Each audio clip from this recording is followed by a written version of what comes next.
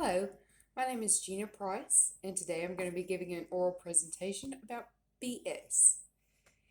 I would like to start out by using my example, and I'm going to use the interview that was done with Google when they decided that they were going to block ads against climate change.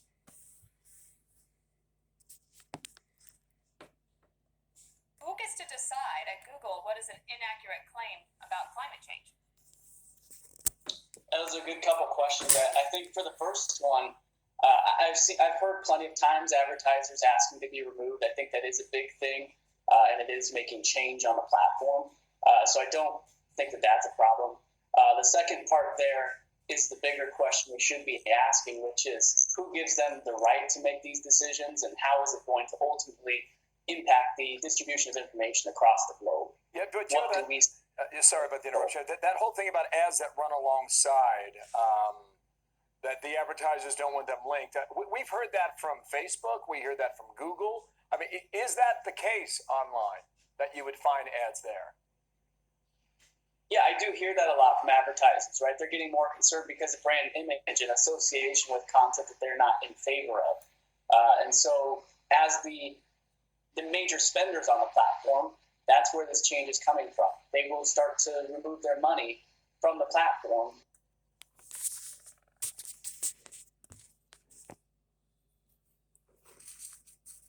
Now, by using this example, I am showing that Google is blocking these ads based on what they say big spenders on the platform want. They are also starting to only relay selective information that they are able to profit from. To some, this may not seem like BS, but in terms of Kenneth Taylor, he would have a different opinion. Kenneth Taylor talks about confirmation bias in Bullshit and the Foibles of the Human Mind. He describes this as a tendency to favor information that confirms someone's existing beliefs. It also happens when a person gives more weight to evidence that confirms their beliefs and undervalues evidence that would disprove it. We also see this in what Google is doing. They're gathering and recalling selective information that they are going to eventually profit from.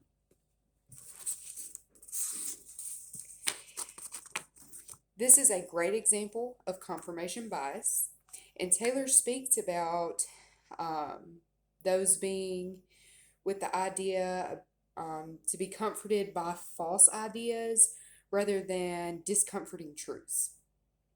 He also recognizes that it's hard to determine BS in our society nowadays because we are subject to confirmation all the time. Kenneth Taylor also lets us know that the only ways that we can fight BS is to, one, start with our education system.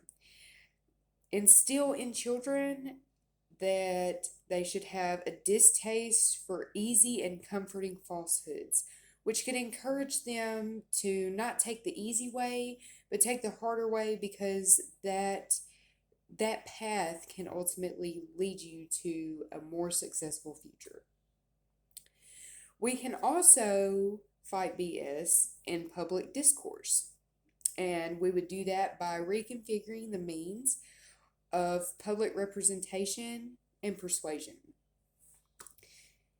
And that is my presentation on BS. Thanks.